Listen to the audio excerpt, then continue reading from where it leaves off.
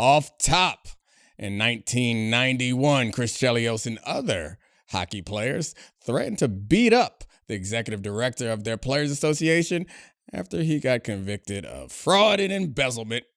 Play the music. This is the Domonique Foxworth Show. Welcome to the Domonique Foxworth Show. What up, Charlie? How's it going? Good, man. Fun. I love that hockey guys are like, you want to drop the mid? Hey, buddy, it's going to be a yard sale for you, union man. He was like the executive director of the union for like almost 25 years. Prime candidate. Just out here bezzling. Yeah. Just bezzling it all and up. You don't stop bezzling. So he bezzled one too many times. I mean, yeah, fraud, embezzlement, those are not things that you're like, hey, let me get a little piece of that. Yeah. Apparently it was like taken crack. out. Apparently he were taking it out of some of the players' pension and some international hockey game revenue. He was just putting a little in his pocket. Yeah, it's just like crack. I watched the Rob Ford documentary on Netflix. Yeah. You said just like crack, and it was a ridiculous documentary. Yeah. I mean, do they call those documentaries because it's like a part of a series? I think so. Docuseries? Yeah. I mean, but it's not like a series of, it's a, what's it called? Trainwreck is what it's called, where they have a series of, they got me. They suckered me in. I watched Balloon Boy. I watched Rob Ford. I watched a couple other of them. You know this, but someone who'll be unnamed. I lived with a crackhead. Yes, I do. I won't say He's his name. great. It's ridiculous. It is ridiculous. Every time we'd walk into a room, I'd say, what's cracking? I never thought that was possible, but I guess there probably are. I've been told, not just by you, but by other people, that there are such things as functional crackheads, which I didn't think was a thing. I thought you could be like a functional alcoholic, you could be a functional like weed head, but I didn't think you could. And I also thought I found out in business school. He was a part-time crackhead. I found out in business school that some people are functional coke users. I didn't know you could smoke crack and still live a regular life. Yeah. Well, so the funniest story was we were living in D.C. and he would flush his little baggies down the toilet, and eventually it caused a pipe to burst, and he ended up he'd flush them after he used them. Yeah, but the baggies, they built up and it caused a pipe to burst, and the pressure caused him to get a steady stream of his own human excrement shot on him, and he ran out of the bathroom screaming. I mean, that would scare a lot of people off of it. It was hilarious. Seeing a crackhead covered in his own is like, if that's not a scared straight moment, I don't know what is. It wasn't, for the record. I mean, that speaks to how strong that pull is. How do we get to talking about? All right, let's keep it moving. Yeah, let's get to some things that we can actually air. Okay, so what we got today? We have a totally legitimate, completely fan-submitted mailbag. Yes. Totally real. And I'll read the questions. We'll go through them one by one. The first one, this is off a story that was reported by our buddy, second tier Jeff Passan, just below Jeff Saturday, but also an elite Jeff, about Rob Manfred and the salary cap potentially coming to baseball and him going to the Phillies locker room. Here's what was written in by Ryan from Martha's Vineyard, Massachusetts. Wow, I came away... Ryan with an E. Yeah, I came away more impressed with the questions he didn't write. But Bryce Harper reportedly told Rob Manfred to get the out of our clubhouse if Manfred wanted to talk about having a salary cap in baseball. Could you ever see an NFL star saying that to Roger Goodell?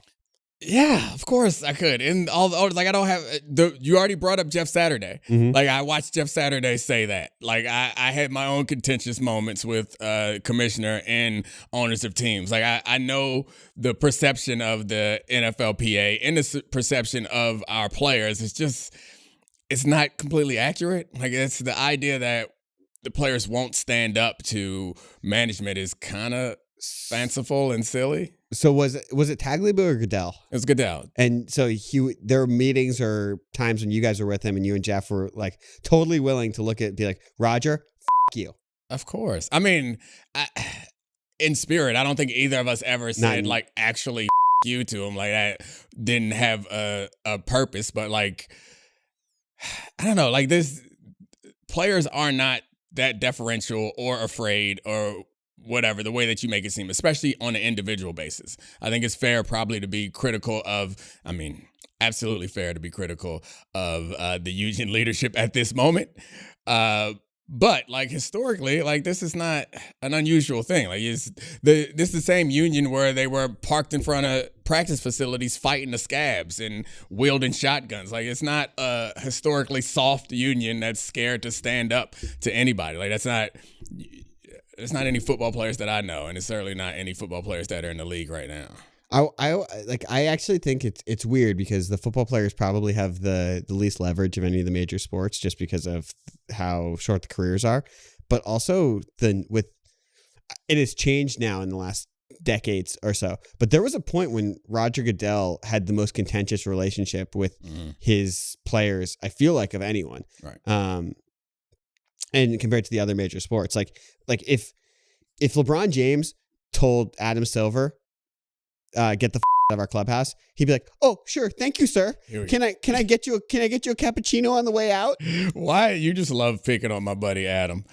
So you said there's so many things to object to in what you said, like the least amount of leverage because of the length of careers. Like I acknowledge that the length of the careers is a challenging hurdle for football players. I don't think they have the least amount of leverage, and the power that can you explain that? How do you define leverage? It's just because it's the most irreplaceable product, because that is the thing that they have. Yeah, I mean, I think that I understand that the basketball players, because they are so recognizable and because the league has made a decision to market around their stars, I think individual basketball players have a lot of power and leverage. But I think that also creates individuality in their brands and their aspirations. It's like, to be fair, like LeBron is closer to a owner than he is to a player in many ways in his aspirations, and he aspires to be a team owner. So I think that creates the disparity in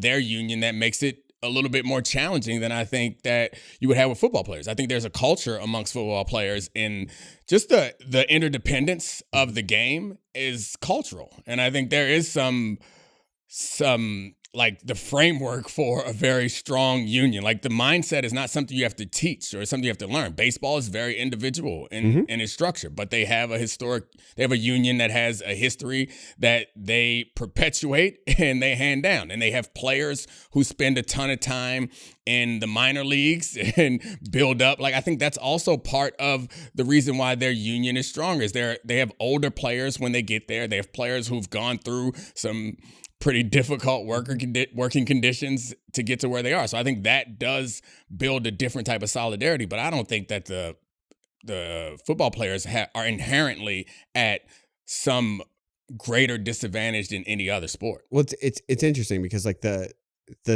chip that they have of withholding their services might be more valuable than anything in any other sport. Like, take away our football, like I simply couldn't go on. I don't like, you know, the Pablo Escobar. I think it'd be fair to go, where it's like if you started making me watch XFL football on Sundays because there was like a work stoppage, I would just be like walking around my patio staring off into the distance in a way that, like, if you got rid of another sport in that, I'd be really bummed for a period of time. I don't think we were planning to get into a whole big union breakdown, but I think it would be fair to call it a sleeping giant. Yeah. And that it's unrealized power. And I think a lot of it is a result of like a centralized, hierarchical, kind of dictatorial way that the union was allowed to develop as a result. Frankly, like, as much as we love and revere Gene Upshaw, like, he had been there for such a long time and he had been through so many fights, and he was so strong that he started to run the organization in a way that we continued to run. And I think it took more and more power away from the players, and it made it feel like their union wasn't theirs and the union belonged to the person who was in charge, which is why I think often you hear players who are a part of the union refer to the union as if they're not a part of it. Well, and that's now there's a million places to go with this, because that's one of the things about when Gene Upshaw died. When you don't have like the protocols of succession plan in place, it can create like this Machiavellian structure where it doesn't fall to anyone, and that creates even more power for the next person at the top, which is not ideal when it's the powers in numbers. And obviously there's just different challenges with all of these. There's 1,600 of you guys compared to the value of an NBA union being a couple people who really dictate a lot of it for the league, where everyone's being paid now at like a way that's commensurate to their value. We've read all the stories, and I remember hearing about Lloyd before he got hired, about how his experience in business would be an asset, and it like was shocking to me because it's like antithetical to what a union's supposed to be. But it kind of reminded me a little bit of like my experience at the basketball union, in that the top superstar players, like I made the point before, they in lifestyle and priorities, their lives are more aligned. Well, they're also like in finances. Yeah, like cash. Let me put it this way: before the sale of the Lakers, I bet you LeBron had more liquid cash than Jeannie Buss by a considerable amount. Probably so. But I guess my point is that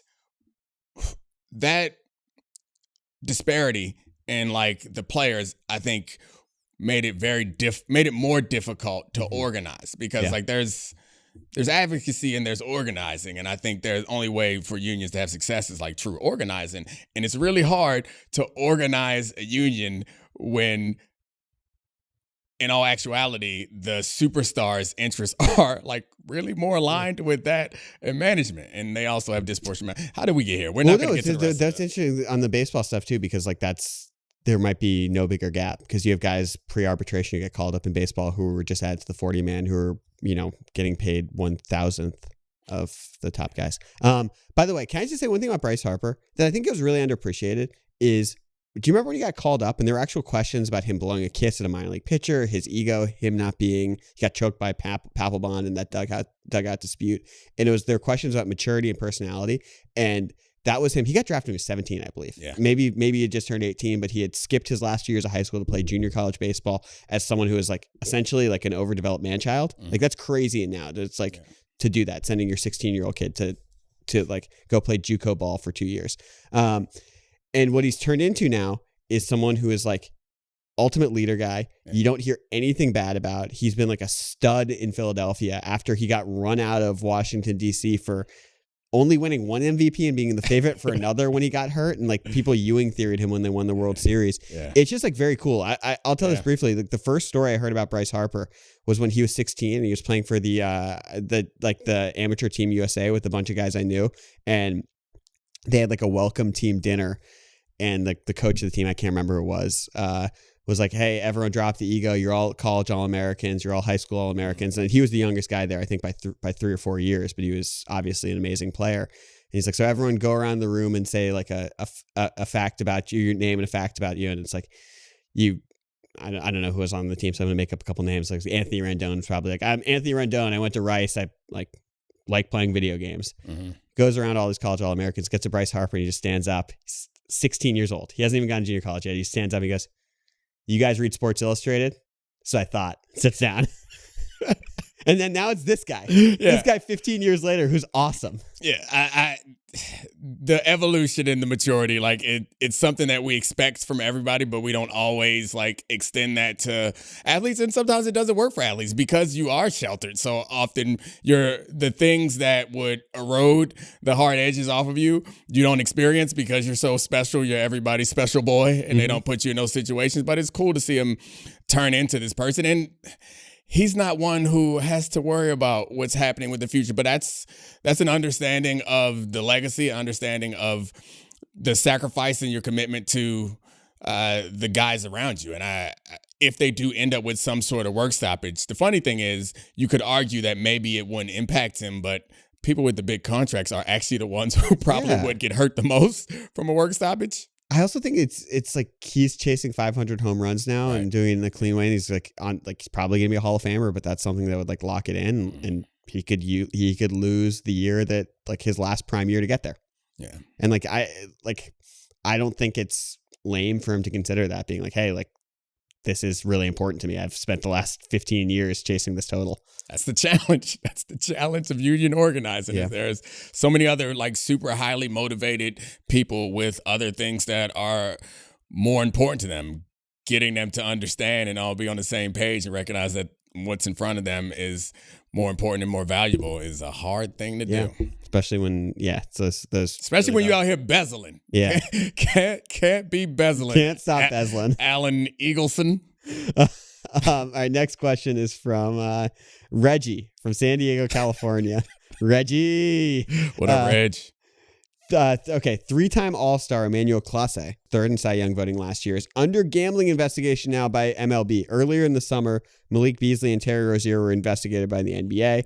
Last year, the players in the NBA and MLB both received, there were players in MLB and NBA who both received lifetime bans for gambling. It feels like fans and leagues have become desensitized to these stories. Do you think gambling is here to stay in pro sports, or will look back in the future and think it was crazy that we ever allowed this to happen? Reggie's definitely in the Navy, right? He lives in San Diego. Yeah. It's imaginary Reggie character. Or the running back for USC. There you go. Oh, yeah, that makes sense. I would think that it's not going anywhere. And it's scary. Like, I mean, the gambling stuff, as we talk about it, the funny thing is, or not funny thing is, there are plenty of, at this point, there are plenty of events that we could point to and reactions that we can, that we've experienced that tell us that no one's really no one's really moved by it. Like, we've had enough guys do something, get suspended, get in trouble. There hasn't been like the big one we almost did when we thought that Shohei was, I told you about my Shohei story from Houston. I'll tell that in a little bit. That's the best. You have to tell You didn't even appreciate it. I had to go to a different group chat to get the proper response. I give you the ha-ha. I know that was not a ha-ha. It was like a reaction ha-ha. It wasn't like a typed out ha-ha. You didn't give me LOL. Like, it was hilarious. But anyway, I went to a different group chat, a better demographic for my Shohei story, and they gave me a good laugh. But anyway, I don't imagine that it's going anywhere. What I do think is interesting is not the major sports as much as I think about like fighting, UFC stuff, and college sports. It's like they're just as exposed to this. And the major sports were the kind of the leagues that were pushing to increase revenue, to legalize all these things, helping to push to legalize gambling in all these places because they wanted to have these partners. They wanted to make more money. And I'm sure they did some sort of risk analysis, but it was worth it for them.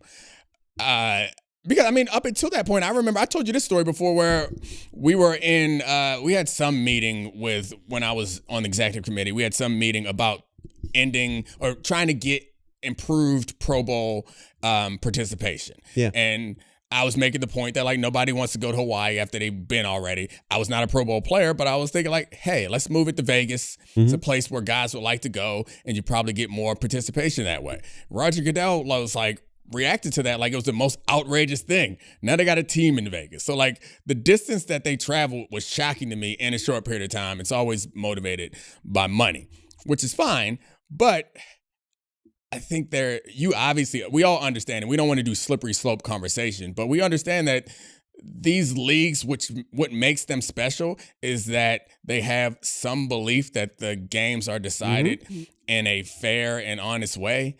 And the idea that there could be someone throwing these games, like, that threatens everything. Like, the reason why these leagues are making a lot of money right now is media rights deals. The media rights deals matter in large part because these are things you have to watch live. You have to watch live because you don't know anything could happen. The idea that you are having the experience tainted or could have the experience tainted by the way that someone behaves for some financial gain, like, that's a existential crisis, I think, for any of these leagues, and no one's seeming to behave like it is. We are almost, we might be 100 years since the Black Sox. Yeah. And we still know what it is.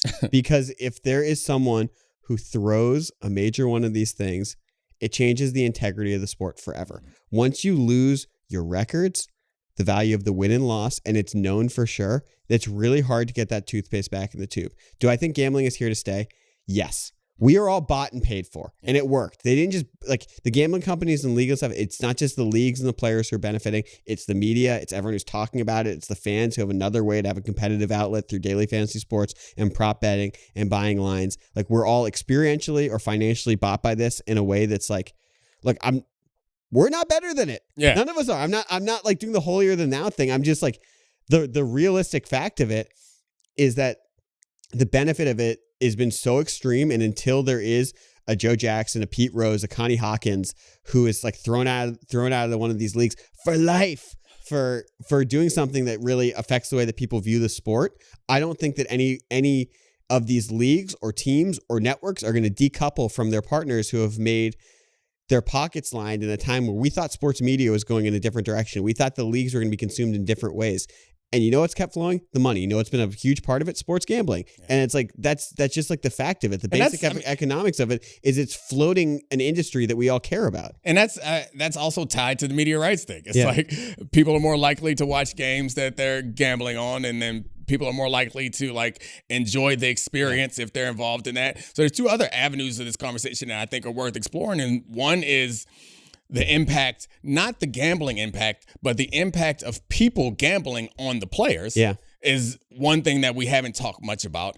And I'd be interested to know how the players actually feel, the ones who do experience, and these guys are much younger than me, and so they're on social media. It happens in person sometimes too, where people feel like they have the right to say and do other things to and around players based on the fact that you won me this amount of money, or or even worse, you lost me this amount of money. I'm not sure what that does to the experience or the psyche of a player who I'm sure is aware of these things. I think that the betting on stuff has made the parasocial relationships between like crazed fans and players considerably worse in a really short amount of time, which you bring up a really interesting point. It can be scary. And like we see that sometimes in individual sports where it gets like, that's like I know Tanya Harding, I guess, but like paid like ordered it, but like Monica Seles, things like this, where there are crazed fans in individual sports, you can really target it at one person. And I imagine that as gambling continues to proliferate our culture, there will be more parasocial relationships with death threats. I'm serious right now. This is not like death threats and threats to players in the major sports that we watch and care about. And those are things that are going to be reported and have to be a huge thing that's talked about in the NFL and the NBA and Major League Baseball and the NHL. But beyond that, to college kids. Yeah. Like, and that's where it's like that. This is where it's become a big business. They're being treated like professional athletes. Yeah. People are going to be throwing money on them and sending them horrendous things for. I mean, look. We don't have to get specific. Yeah, I don't have to get specific. I'm sure people can use their imagination and could understand how this could easily happen with the hundreds of college teams that are participating in the opportunity to make money or to gamble on something and then go to try to affect the outcome with your words or with your actions. Like, that's scary. And the other thing that came back to me that I was thinking about is not about the health and safety of the players, but about the health and safety of the gamblers. Like, the research suggested that stuff's really, I do wonder, dangerous for people. Do you think we're past the point of no return though for the league? Yeah. Like, because we've memory hold Tim Donaghy potentially getting the Lakers to the finals. We memory hold the fact that like that 2006 Heat championship is like, we can't say almost certainly, but very fishy is what I shall say about that. And like with what we know since then, it's I'm only saying potentially for and allegedly for the legal reasons, but I think we can make our own assumptions about that. And that didn't really affect our care, the way we care about the NBA at all. I mean, I think there's always jokes about the legitimacy of the reffing and it being, but like we still watch it totally. We can take it just as seriously. Like, I almost wonder if we're past the point of no return like what would actually affect our viewing habits, our consumption habits. Yeah, I don't know. I mean, it's probably a broader conversation about society in general and like the movement of the Overton's window on what is a scandal now and what gets us upset. And yeah, we certainly don't want to do that here now. So I don't know that I know what the answer is. I like to imagine that if it was some major athlete in a major moment caught up in something like this, that would give us all pause, but it also might just be like, hey, that guy was just one bad actor. Let's move it on and we get back to what we love. Football. All right. William Roden wrote that yes, we sort of talked about this one, so we can do this quick. This is from Billy in Centralia, Pennsylvania. Okay. Billy. William Roden recently wrote that the NFLPA is no longer a viable opponent, but a mere ragdoll. Why won't you, Domonique Foxworth, admit that the NFLPA is the weakest union in all of sports? Tell me another union that would have helped owners hide that they were colluding against the players. Okay, that's, as we just learned, sometimes just one bad actor. I was about to say, thank you for saying actor. Two bad actors. Yeah, well, yeah. I still don't feel completely comfortable criticizing former players. So, I mean, I'll let you shoot all the shots you want to shoot. But it seemed like of the things that were there's still an FBI investigation going on. So, like, I think it's fair to say that the point I was making earlier about the power being consolidated and the job starting to be viewed more as an executive of like a company rather than as a leader of a union, I think created the opportunity for some of this nonsense. So, like, I think these incidences are isolated and off on their own. I think it's super fair to make a bunch of other criticisms about the union in the last 20 years, like it's in the history of the union. Like, that's not wrong. I do get a little like offended when people say that the NFLPA is like the weakest, because you were making the point earlier. Obviously, we're going up against the NFL, which is obviously the strongest. They have the most money, the most power, the most influence of any league. That's a challenge. We have the challenges with the age and experience of the players. But all those challenges aside, I think the NFLPA, like, I know this from having worked at the basketball union and being at the NFLPA, when all the other unions call us, like that, they call us to find out how to do things. And I think we draw a lot of our opinion about how weak the union is by comparing the high-end salaries and the big and the guaranteed contracts and those sorts of things, and the percentages and revenue splits, which aren't honest. Like, because the number that you use to determine revenue is different for each sport. And when I was at the basketball union, we had to do audits, and because the teams, they split basketball-related revenue. So the teams have to report what their related revenue is, and they lie. So ultimately, if you are getting a percentage of a pie that's not honest, I think I saw, was it like 4 or 5 years ago, there was a research company, Statista, I think, did an investigation on the revenue splits.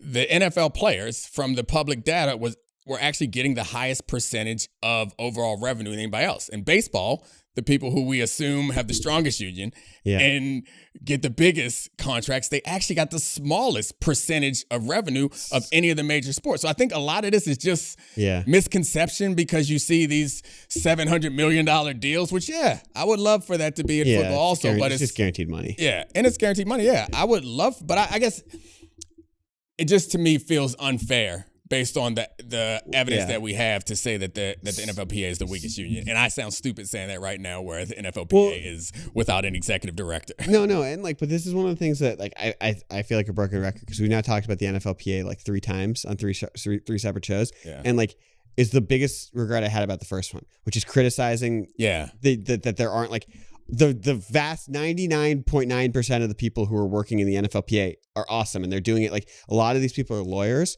who could be working for different private practices at major firms, being partners, and are choosing to do this because they care about the labor stuff. A lot of these are ex-players who are taking this as this job, and a lot of these are players who are doing this on top of the full-time job being players. Like, these are altruistic goals because there's something that they believe in for the league. Like, those people are not weak; they're not worse than any other thing, and they just have a different battle. Yeah. And like the guaranteed money thing, and it's the perceived power of an individual player seems lower. Where, as I've said, like LeBron tells Adam Silver to jump, he says how high. Like, in the NFL, there's no specific player who has that type of thing. It's collective power, which makes it feel different than it is in the NBA, which is what, honestly, like, I mean, the baseball one's different because it's always had guaranteed money. The contracts exploded first, but a lot of this is comparing to the way we've seen players be empowered in the NBA compared to the NFL, where it's like the team.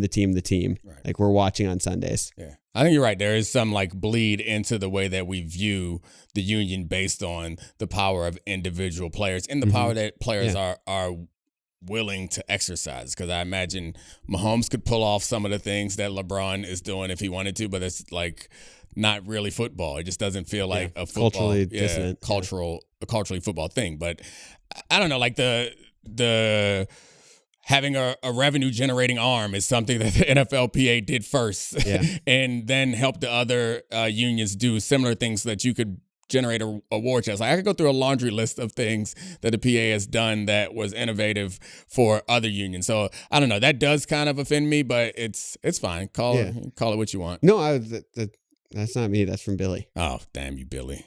That's why there's a fire underneath your city. Centralia. Okay, so this is something that I know you care about a lot, and I care about a lot. We see it completely differently, and we fall. This is a question from Dustin from Baltimore, Maryland. Dusty, What's up, Dustin? we fall for it every offseason when Luka gets into shape, but you got to admit it, he looks svelte on that Men's Health cover. Are you buying it again? I never buy it. You always buy it. I never buy it. When the guys do this offseason, I will say this. Luka's last couple, guess what, he's in shape offseason. I feel like they were like small snippets, pictures and snippets of him Weird playing angles. a little bit. Yeah, and it was like, This does feel like something different based on the amount of video we've seen, and that he did a whole Men's Health thing about it, which is confusing to me. He's got a delt. No, Yeah. he's got a deltoid. He found one. He found one in there. I think, but funny enough is like the thing I walked away with from this more than anything is don't stand next to Aaron Judge. Yeah, I have a story for this too. Yeah, which is go ahead. Yeah, so Aaron. Well, first of all, to be clear, Luka was looking great. Yeah, everyone's like, he this does, is he awesome. does look skinny in video. You see him turn like not. Flat and then the sand Men's line. Health thing, like it's all great, and it's clear that his PR or someone decided that they were going to address this stuff this offseason because you don't do a spread in Men's Health unless you want it to be about how you change your diet, you got in shape, and you're serious. So they like this is a concerted media run to change the narrative and set Luka up for this season. And one of the stops in this run was a Yankees game. And that man was standing next to Aaron Judge. And so Luka is listed at 6'7". Aaron Judge is listed at 6'7", 280. And Aaron Judge looked 2.5, 3 inches taller than him, and he also is just ripped. Like he's wearing a cutoff shirt, and he just looks ripped. And it's not even that like Luka looks fat. He doesn't look fat at all. Like skinny. Yeah. He actually looks skinny next to Aaron Judge. Yeah. But I had a friend who played against Aaron Judge in the minor leagues before Aaron Judge even got called up to the show. And to the show, and this pitcher is 6'7", like a real 6'7". You've met him before. He's huge. And he called me afterwards, like, dude, I played against someone. I'm pretty sure he's 6'10". And I don't think Aaron Judge is 6'10", but he was just shocked that he was like, we are not the same height. We're not the same build. This guy's enormous. Yeah, Aaron Judge gives off the Cam Newton vibe from a distance, where it's like you stand next to him, you're like, that's not fair. Yeah. I think you made this point earlier that basketball players, we get so used to seeing them play basketball that when you see them outside of the basketball environment, you're always like shocked at how big they are. Yeah, they make other people look tiny. Yeah, when you put them next to it's the first time a basketball player left his environment and I saw him and was like, oh, he looks like he's a tiny man. But yeah, Aaron Judge, yeah, he's a freak. I mean, I'm really glad he doesn't need Tommy John, because like this, like the way his prime has developed, it's historic. But on the Luka stuff, so I remember asking you once about getting in shape, and you said that there's really, like you said, when you got to college, there was the big jump the first year, and then after that, it's really incremental. And there's two ways to look at this with Luka. He's been a professional since he was 15, but he's also like, you mentioned it earlier with Bryce Harper. He was the specialist of the little boys. Yeah. Like he's been coddled for a long time. And Mina wrote an article about him before the draft about how they called him Doble Queso in Spain, because he would go to, I can't remember what chain restaurant he would go to, and always get chicken tenders with double queso. And there's hookah stuff. There's the like him enjoying a cold pop after some games.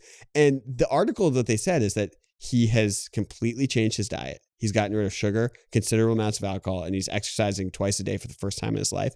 He's not like jacked, but him losing weight like that, if he's actually changed his conditioning and diet, that makes a lot of sense for me. And it's also like, the reason that this is interesting is he went from being like this golden boy. He was publicly mocked at the end of the last two seasons. The first one by Brian Windhorst after they lost Game 4 of the NBA Finals to the Celtics, and Windhorst like, you can't win with this guy. This is unprofessional. If he looks at the other tunnel, no one behaves like him with his conditioning.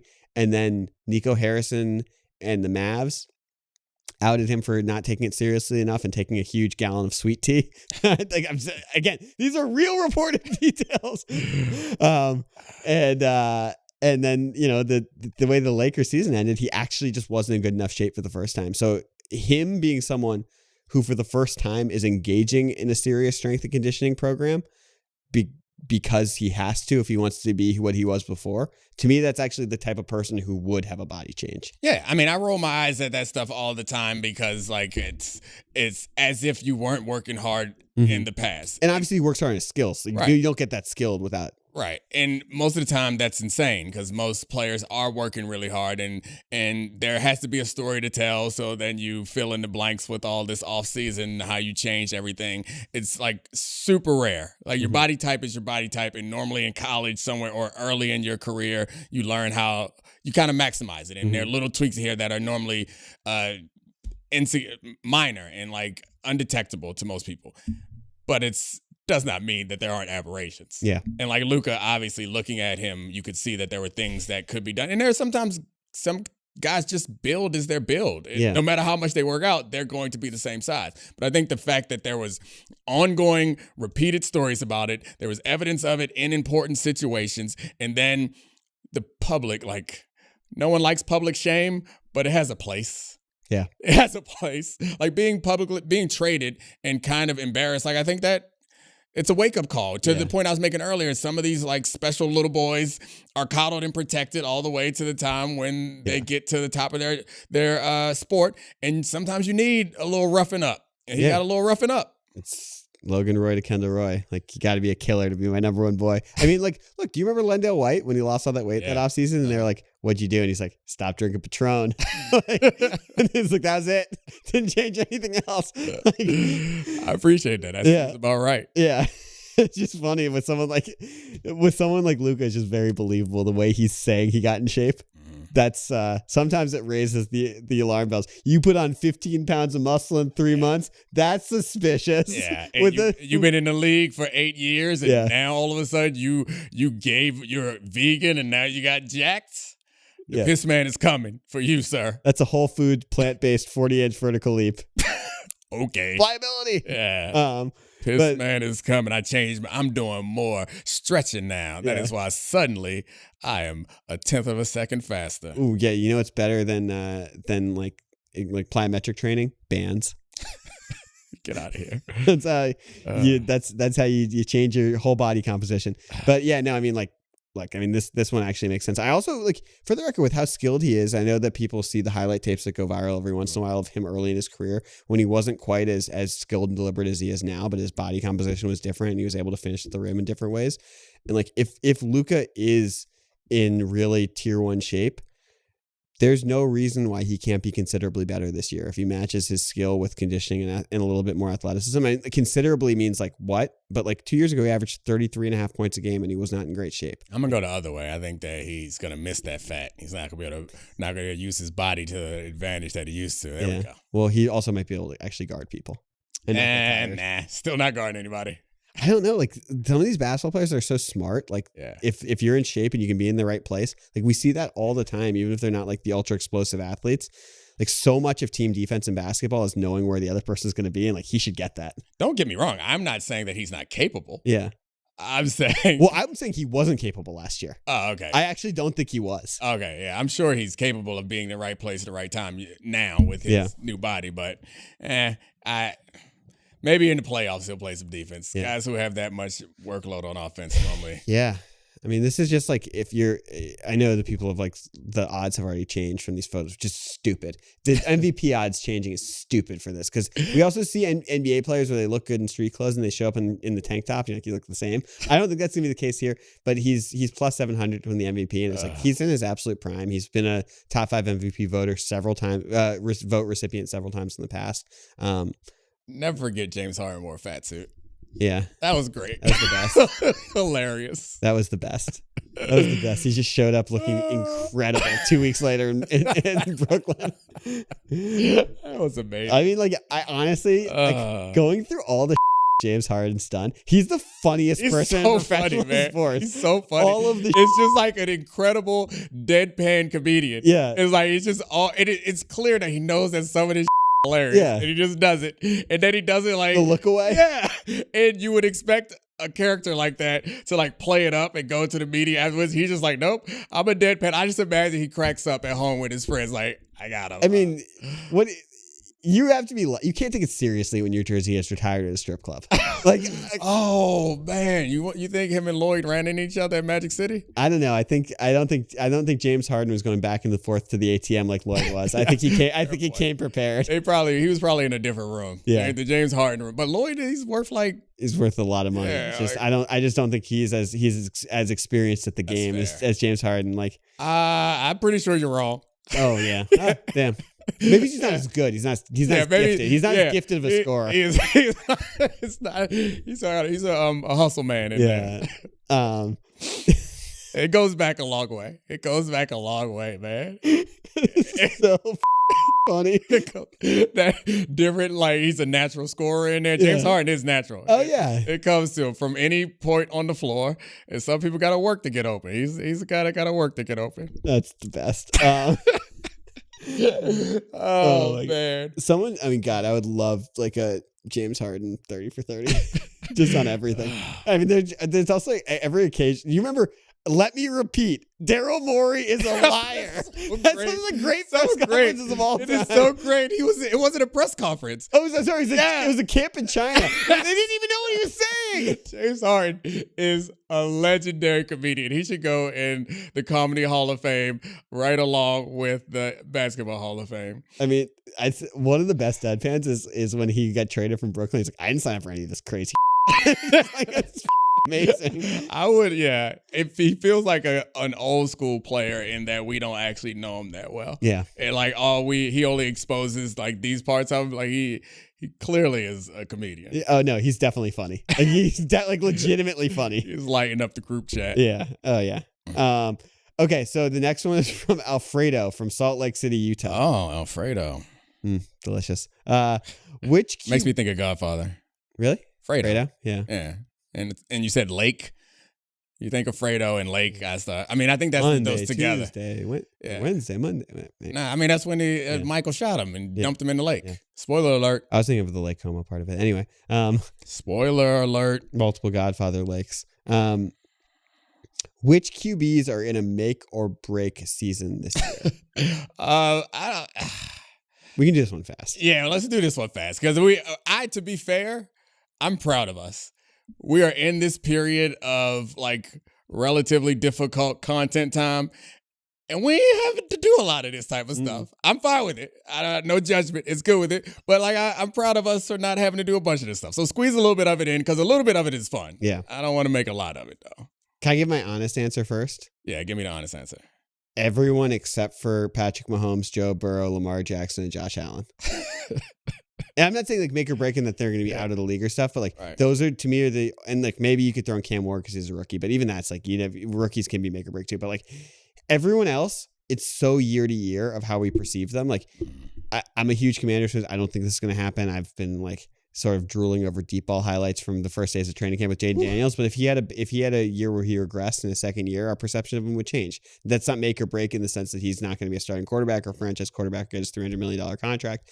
But it's actually really like the perception of you is not cemented just yet. I think it's really rare. Like there's a few guys in each generation whose perception is cemented that like you're like one of the guys. Yeah. Like you can only add to it at this point. Like there's no reason, there's no way to. It's like if Lamar, that one season is not going to change the way we think about you. If the Ravens won 9 games, Lamar Jackson had 12 interceptions.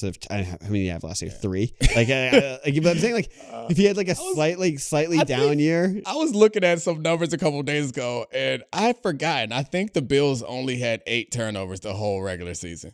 It's crazy. And the Ravens had like 9 or 10. It was like insanity. But like if either of those guys have like I'm taking them down here. Obviously if they had like 4 touchdowns and 20, if they went full Jameis, if they threw 30 picks, like our perception would change. But that's also not going to happen. Yeah. Like if they had a slightly down year, I don't think we would be like. But I think what you're saying is not make or break. It's just like because But those type of seasons, the down year is make or break for everyone else. Yeah, but I guess I would say that that it feels like we're getting into like tiers or categories. Yeah. Like there's these made men, to continue with our Godfather analogy, and then there's another tier of guys that like is the middle bunch where it's like our perception of you can change. Mm-hmm. And then I think when we talk make or break, what Alfredo meant here is like there are some guys who are hanging on. Yeah. If things don't go well this year, they may not get another job. They're not going to get their contract. They might be out of the league. Like that's what make or break is. Well, what's the thing? Is this you have to at one point have been highly touted? No, I don't think you have to be. I don't think you have to be. I think make or break is just like, it's the classic like high pressure question. It's like if it doesn't work out, then you're kind of done. Like I guess. Can I give you some of them? Sure. Trevor Lawrence. He's got the big contract. Yeah, that's why I don't think Trevor Lawrence is make or break. I think Trevor Lawrence has got the big contract and he's their quarterback. I don't think of him as make or break, honestly. So, Kyler Murray. Again, same thing. Is the same thing. I mean, I think Kyler Murray, it seems like they probably are a little bit more open to making some decisions in the future, but I think that he shows such high-end ability that I don't think it's make or break. It'd have to get really ugly there for them to give up on him, I think. Okay, how about this one then? This guy was all on the verge of being out of the league anyway. Bryce Young. He was on like literally last year. That sounds crazy now because he played well at the end of the year. But there was a period before Andy Dalton had a car accident and injured his thumb where we didn't know if he would ever start another NFL game. Right. Yeah. I think you're getting closer to something real. Yeah, and he would be. This is his third year, right? Mm-hmm. So I think that he makes hasn't been sense. paid yet. Yeah. Because that's where you have to decide on your fifth-year option at the third year, whether they would pick up the fifth-year option or not. This does feel like if he has, he had a good season last year, and it wasn't even the full season, but he had a great like end of the season. I think if he somehow had a terrible season this year, I think that you're right. They would certainly not pick up the fifth-year option and really be considering. But the thing is, Daniel Jones, they didn't pick up a fifth-year option. Then he balled out, and they picked up the fifth-year option. But I do think that's the first one that you mentioned I actually think is. Well, the thing I do think if he regressed to the way he was as a rookie, he just might not even play anymore. Right. And that's also because of like his size, I think. Yeah. This one is tough for me because it's like there's so much that goes into it. But what about Tua? Because like in theory, if he's bad this year, the coach is gone. The whole system built around him getting the ball out really quickly is gone.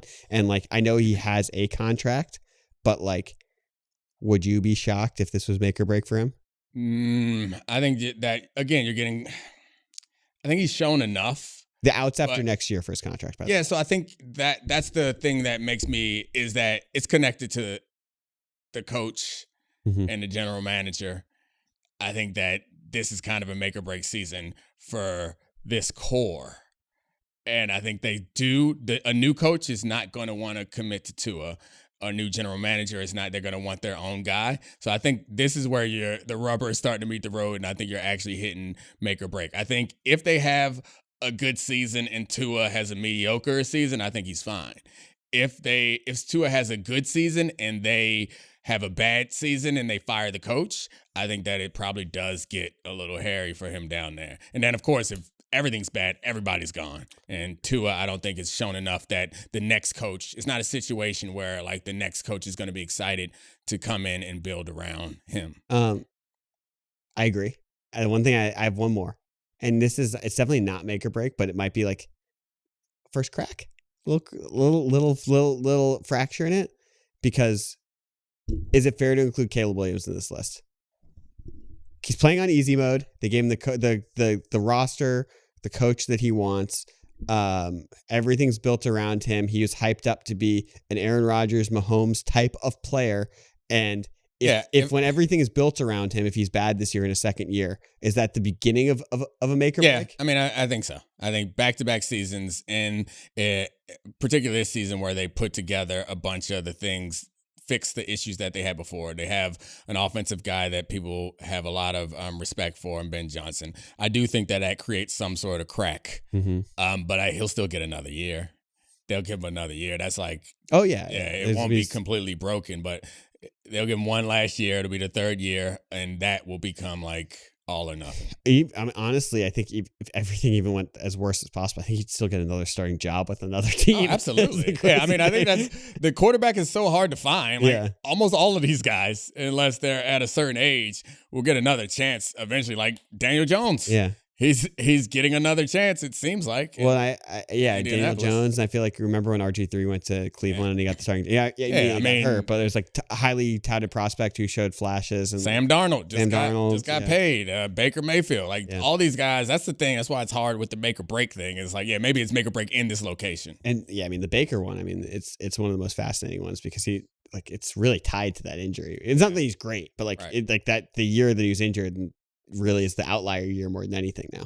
His numbers are so impressive. Yeah. Too. Like the way that, it's not like short dink and dunk fluky stuff. I know he had a good O-line and good receivers and they ran the ball pretty well, but like he was taking big shots down the field and they had a really good offense. What about Jordan Love? Nah. I mean, just because like, I know he's just like the streakiest player. Right. I think, I think they're committed to Jordan Love. Yeah. His high-end talent is so good, and you're right about him kind of being – I don't even know if he's streaky as much as it's like he's very confident. Yeah. And I know the results sometimes feel streaky, but like when I watch him play, I rarely think like, ugh. I most of the time think like, damn, he tried that. Because like it doesn't seem like he's playing poorly. Yeah. It's like he's – too confident sometimes. And the bad part is, not the bad part is, it works more often than it doesn't. Well, he's got the same thing. It's the reason I thought of him is because of Caleb. It's like both of them have the holy bleep. Look at him fire that pigskin. When you watch him on TV, you're like, that doesn't look human. All right. Well, I have another QB one. This is from Brian from Detroit, Michigan. Bra Dog. T-Town. He's from Detroit. I don't think he goes by Bra Dog. He might.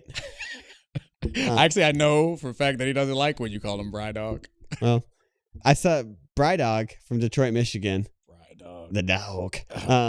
Said, I saw that Trey Lance will be starting in the Hall of Fame game for the Chargers. To this day, I think in another situation, he could have worked out in the NFL.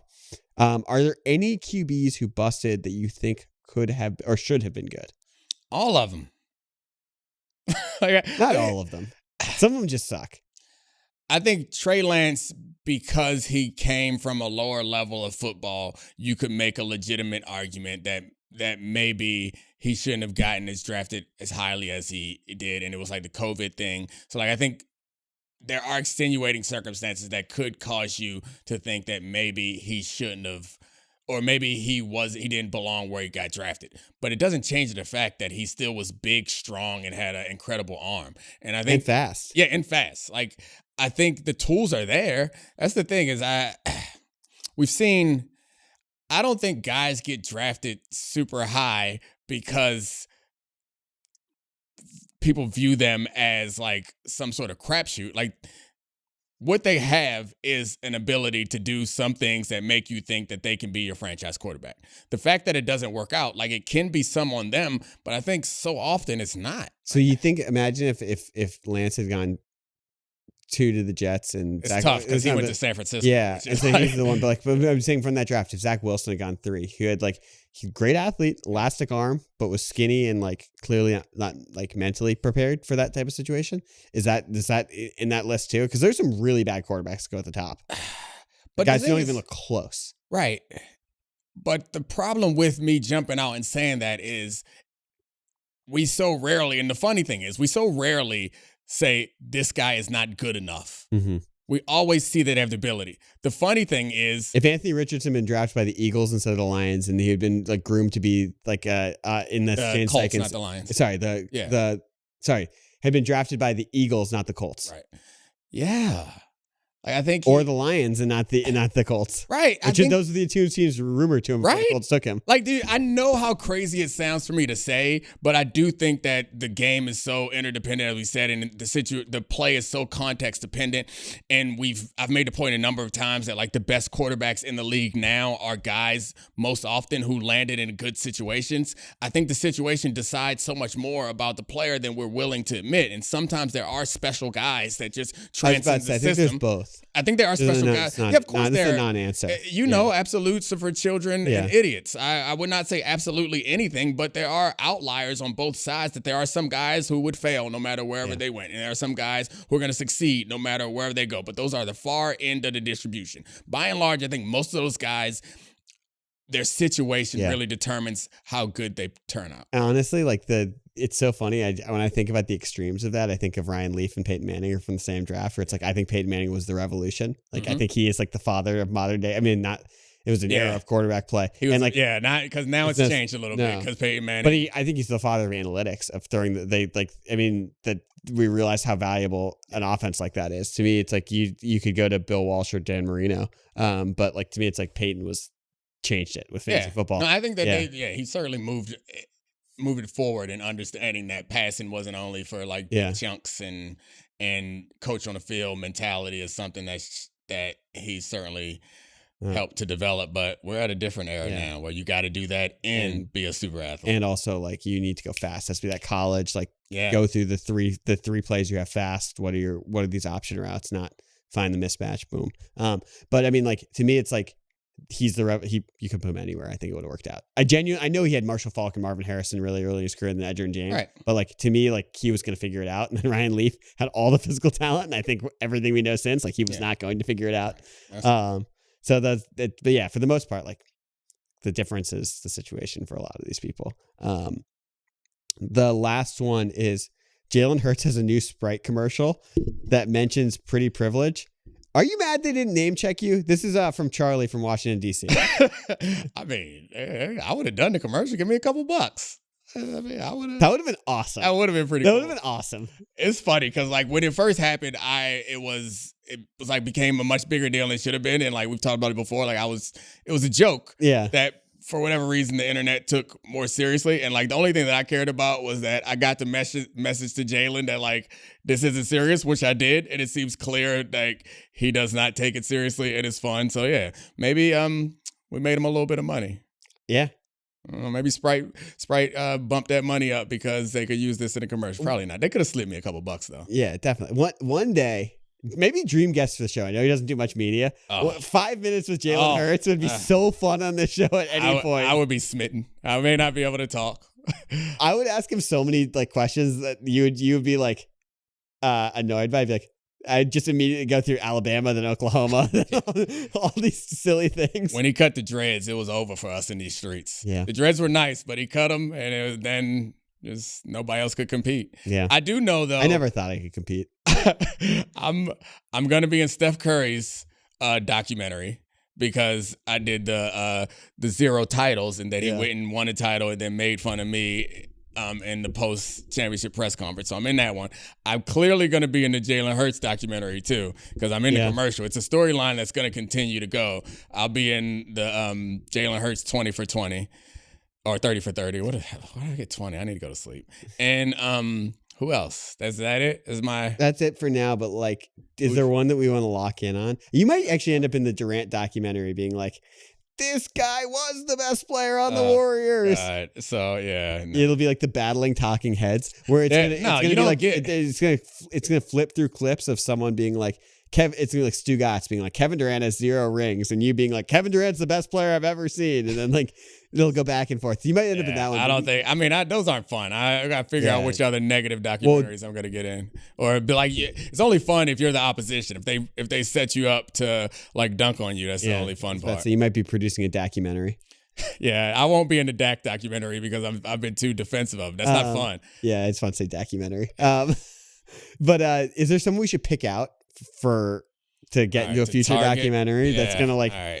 Can we workshop the person who's gonna have a success that we can doubt? Ooh, the problem I'm already in. Like so many of us are gonna be in the Josh Allen documentary. You're in the Josh Allen. Yeah, but it's so many of us. Like I won't stand out in the Josh Allen documentary. It's like all of sports media is gonna be in the Josh Allen documentary. So tough. It is. All of us are gonna. This documentary is gonna be so good. Because it's always like, he's a Wyoming, and they picked him over Lamar Jackson. This is crazy. What are they doing? He wasn't even good at school. And then they have the advantage of the first several years, we all were taking our victory lap. Like, see, we told you. And then he's the best goddamn quarterback we've ever seen. Oh, his documentary is going to be, it's going to be great. So funny. The Josh Allen thing is the funniest because there's still people who like, they won't defend it like publicly. They won't be like, Josh Allen's not good, but they're waiting.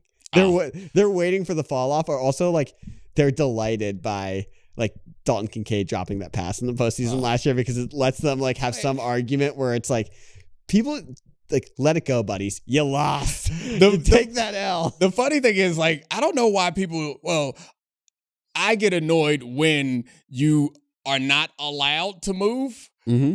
I don't understand why people choose not to move. So, like, generally, like the Jalen Hurts thing, like, I was pro Jalen Hurts all the way up until the joke and pro Jalen Hurts after. The joke has put me in a situation the art of the joke where I am in opposition to Jalen Hurts, which is fine. But, like, the Josh Allen thing, I flipped quick.